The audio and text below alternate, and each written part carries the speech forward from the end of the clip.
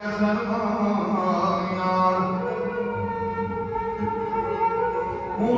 yanıyor kesmide güldür bağım.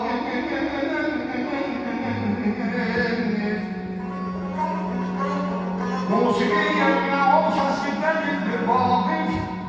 Bu büsatın ne bilir ki ne şerafetlerden yar.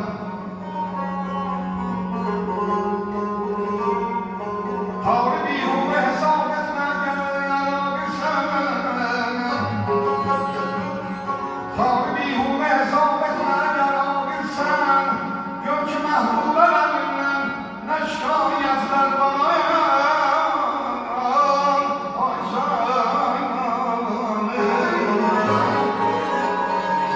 O da bir zülfü siyah bir mermanesidir ki sadasından perişanlı işaretler var. Kalem azizdi yazan musikinin tarifini, kalem azizdi yazan musikinin tarifini, çünkü onda beşerin zahmete aletler var.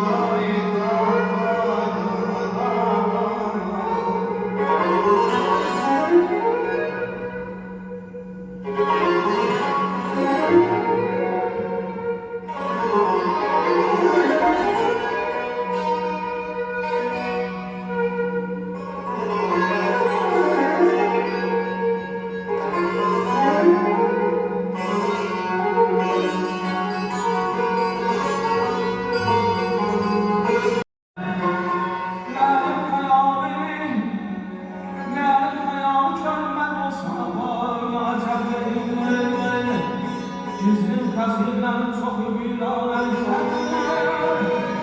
yetmez kafası yapıya namert olanların şahsın bütün diyareti berdam erkedir vahid eğerse sanata kıymet verirseler şehrin benden de kıymeti dürdamelinden de yarayamam